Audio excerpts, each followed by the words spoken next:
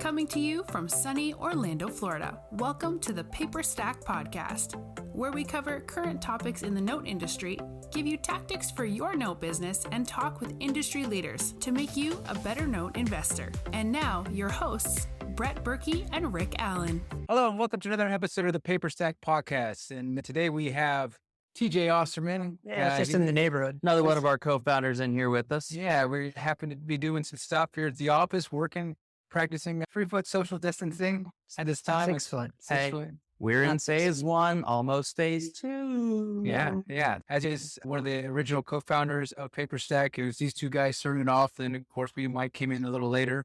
But we want today to talk a little bit about what TJ's been up to recently. I guess not recently, since 2017 now, huh? We've been tackling this for a while. Yeah, so this is something that they've been working on for a while. It's a great sister company of Paperstac. This just makes sense if you're interested in mortgage notes for yourself and purchasing your own. A great thing to do once that you have those mortgage notes is to also look into something like a fund. And that's what Rick and TJ have created. It's called the Money with Meaning Fund. And I'm going to let these two guys open it up and tell you a little bit about it. Brett, thank you, as always. Yeah. Yes, we've been working on this fund it was really a vision of ours for quite some time. And we decided to go from the LLC world of friends and family to a structured fund with the SEC. And TJ really spearheaded that. Tell me a little bit about how much fun that was. It's very difficult. It's the hardest thing I've ever done, and I'm still going through all the stuff. Actually, we're going through an audit as we speak right now. So it's a whole bunch of different things that you have to actually do. But it's definitely something you need to do to take it to that next level. When we've been first investing in notes 7 years ago, we realized, is this thing even scalable? It's 8 years ago now. 8 years ago. Is this thing even scalable? Is it worth the money, the hundreds of thousands of dollars to put into a fund like MWMfund and actually scale this thing? And we realized, yes, it was back then. And especially in today's environment, it's needed even more so because we're dealing in distressed debt, non-performing loans, mortgages, we're dealing in real estate, and there's going to be a whole bunch of inventory being able to be picked up for the cheap. I think it's interesting to also think about is when we first started looking at a fund and a fund structure, we were looking at a Reg D fund. Yep. Because we're like, that's what was around. Mm-hmm. We started doing this. But then something came available called the Regulation A+ fund. Yeah. What do you think is the benefits, or let's talk a little bit about why did we decide to go that route with the Reg A+ versus the Reg D? Some of the benefits of both. Yeah. The Reg D is a great fund, and there's certain exemptions you can get where you can actually solicit up to 35 non-accredited investors. Yep. But I'm almost positive that you have to register your securities you're selling in every state. So if you wanted to sell outside of Florida, you better go outside of Florida. You have to register in that state. With the Regulation A+ fund, we register our securities one time, and we can sell in all 50 states and in Puerto Rico, all of our securities. And we don't have a cap on the amount of unlimited or accredited investors. So that's the beauty of it. You're starting to see now the trend of, especially in today's environment, online investing, and it's becoming more of the common thing where people are starting to trust it now. So you see a lot of companies out there that have been raising hundreds of millions of dollars doing it directly online. And how many people are in this in the United States of America? Over 300, over 300 million? It's 345 million. So you think not too long ago, only 1% of those people were actually offered this type of investment in this country? I think, that's the key. Is part of the mission of our fund is we want to make a profit. We want to kill it. We want to do great for our investors, but we also want to help people out. Absolutely. And that was a real goal, Money with Meaning Fund. We want to connect that meaning with the money. But we looked at it, we said, wow, what an opportunity to not only help families stay in their home, but to help those same families start investing in their future. To allow the everyday American to come in here, mom and pops around the country, really, to start investing, start participating in something that honestly, they would never have a chance to do. So to me, that was really the attractive part about it. So why you guys put it at 200? Yeah. We want to make it something that's affordable for everybody to invest. It's a no-brainer. It's like that one site we were looking at, invest in startups for $10. Where else could you actually do that directly online? Now you can actually go online, invest in these startup companies for a minimal investment of $10. How many investors do you think they're going to get? Oh my gosh. And you're going to build a great database. Yeah. With $200, it's the dead money play, right? So with $200, You could have, maybe you have rent coming in from a rental that you own in your IRA. Maybe you're getting $800 a month. Maybe you're like, I'd like to take 200 of this just sitting there and put it into a fund. Maybe you want to take the whole 800 and put it in the fund because there's no lockup period and say, I'll put it in there until it builds up to buy a new fund Automatic. or buy a new asset. Right when that money starts coming in off that rent, you should have it set up automatic where it just goes right into a fund that helps you earn money. I don't like my money in banks right now just because it's scary what's going on with the currency in these days, but I like it actually in assets, hard assets that are, because inflation, whatever, which way it goes, if inflation goes up, those asset prices basically are going to remove lockstep. So those are going to go up. If your money's in there, but your dollar's only worth 50 cents now, but you're bought in, yeah, your money's going up with But it. if it's in cash, it gets devalued, right? Because it's really what happens is it's not the value of the dollar, it's the value of the assets are changing. Yeah. And it just takes more of them. So if your money's in the asset, your money's growing. Right. And it is. It's just an interesting thing. It grows lockstep. And you're like, yeah, that does make sense. If my dollar is only buying half a pizza now, but 5 years ago I was buying the whole pizza. If I own the pizza's the pizza. Yeah, you own the pizza. It doesn't matter. Exactly. So that's some of the really interesting things. And especially nowadays, we didn't need to talk about this a couple years ago during this last bull market. Nobody was really talking about that. Everybody was just, it was like the glory days. It was just wonderful. But and another thing to talk about why we can actually generally solicit and what's so powerful about having a lot of people in a fund is power in numbers. Yep. If we have 6,000 investors in this fund and 10% pull out, is the fund still going to be able to operate? Yep. If you got 5 investors in there and something happens and the major investor pulls out, those other investors are like, holy cow, this is now what happens to their exposure, their risk exposure.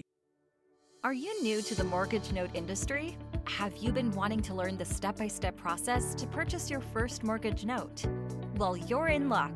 We've convinced our CEO, Rick Allen, to break down everything he knows about mortgage note investing. Through a series of 50 videos, you'll get everything from start to finish of where to purchase notes, how to purchase notes, and all of Rick's investing techniques he has developed over the many years. From performing note tactics to non-performing notes, Rick gives you everything he knows about investing. Bonuses include our glossary of industry terms, Rick's own proprietary calculators he created to evaluate notes, discounts from our partners, our Rolodex of vendors, a private Facebook group, along with a lot more. We've packed so much content into the Academy to take you from beginner to expert in no time. To learn more about the Academy, go to academy.paperstac.com/welcome. Again, that is academy.paperstac.com/welcome. Exactly. Another thing about it is when you throw money into a fund with a bunch of other people, it gets cross-collateralized. Your risk is spread over everyone's. Right. As opposed to if I'm just going into it and if I've got 30 grand in my own money, I'm looking at it like I can buy one loan. If that one loan goes bad or it doesn't go the way it's supposed to, and operating costs are 100% yours. 100% yours. We have 6,000 investors. Operating costs on those notes are spread amongst 6,000 investors. Well, it's spread there, but it's spread across all the assets we have. Oh yeah. And it's a great, and I can promise you this, I don't know of any notes out there that you can buy for $200. No. So people throw your $200 in, participate in it. That's really what it's about. And it's great just to see the look on people's face when they find out they can actually invest online from their couch, which is so relevant to right now. Actually, it's like a revolution in investing these days because of what we're dealing with right now, is because it's the tipping point I think we're sitting in now, because people have no other choice. They have to invest from their home. So they have to put a little bit of their foot over the cliff and say, okay, I'll be all right. You got to dip your toe in the water and see what it is. So this is what we needed, is somebody that we're both visionaries in a way of seeing what we kind of want to build for the future. And we understand that digital currency, all this stuff could happen. And if you don't have the infrastructure built now, you're too late.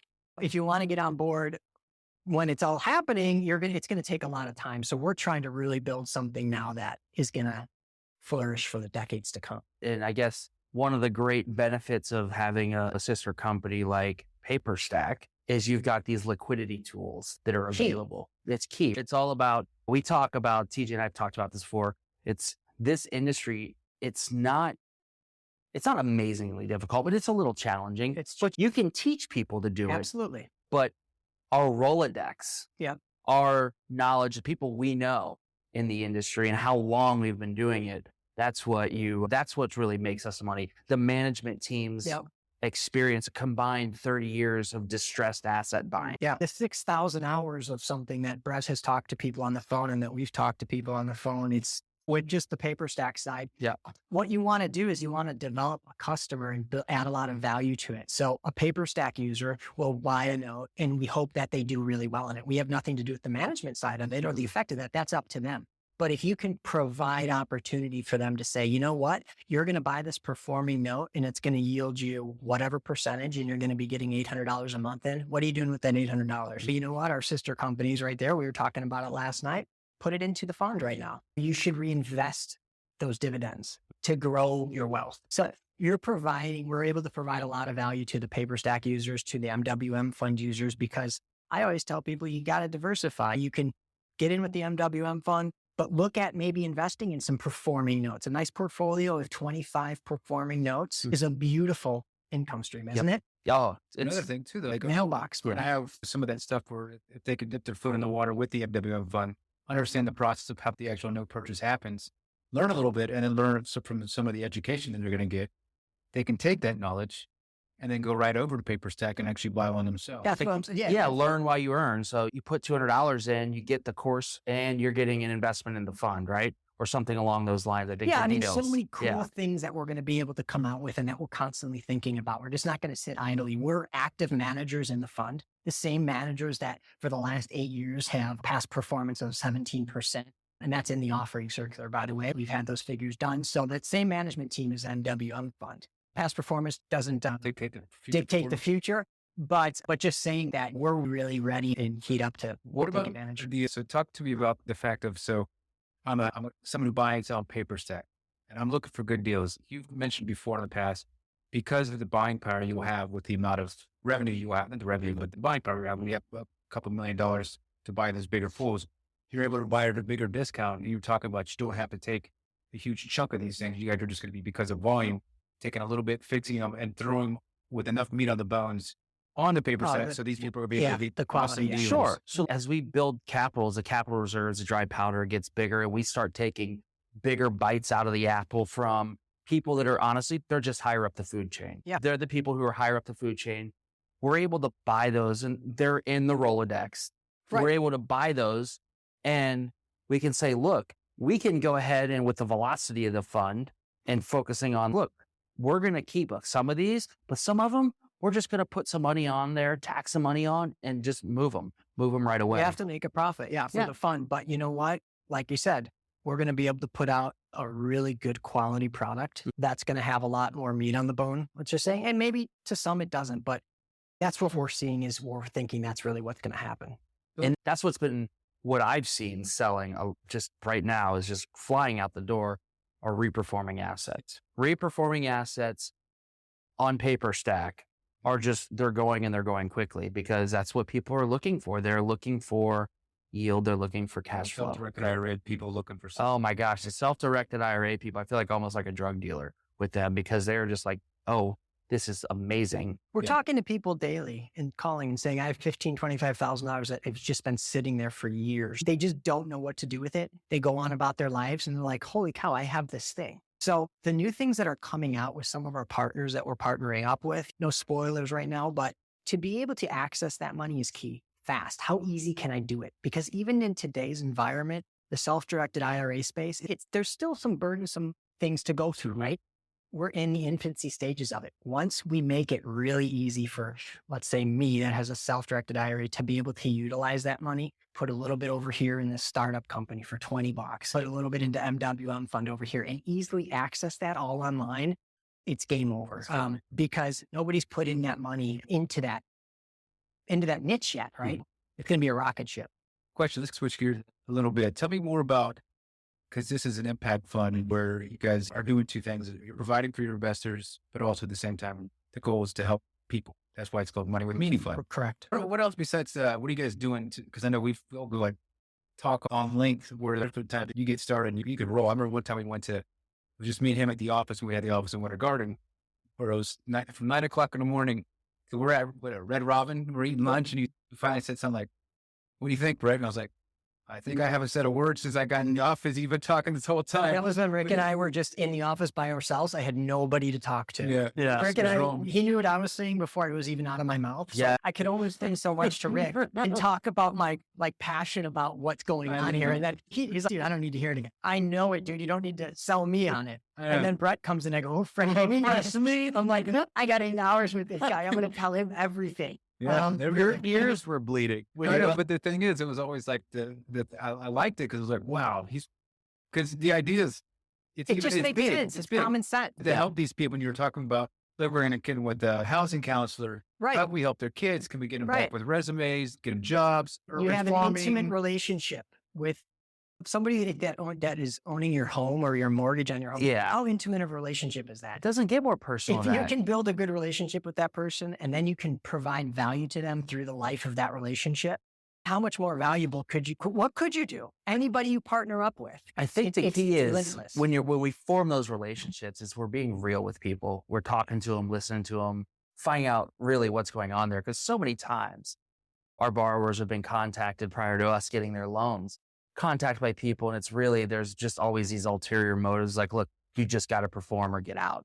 And some horror stories we've heard, but there's really people at the other side of these loans, and it's really like, how can you help them? This is another tipping point that's happening right now. Is what are all these companies doing? Forbearance for a year, not paying their rent for a year, and doing these socially responsible things. Obviously, there's a landlord that needs to get paid and things like that, and hopefully they're going to be able to subsidize that through the government because let's face it, we still need to make revenue. But what it's doing is it's bringing to the forefront the importance of housing. If we're trying to rebuild the middle class, right, and trying to build this wealth inequality, this gap, and tighten it up a little bit, you got to have a house to do so. And so we have a very important role, and I take it on as a responsibility of myself to say, this is my response. I don't care if Joe over there that's a note investor doesn't do it. It's my responsibility to at least let people know that this is what's going on out there. This is what we can provide. This is what you can provide. This is what you're going to provide if you invest in a note on Paperstac or you invest in MWMfund.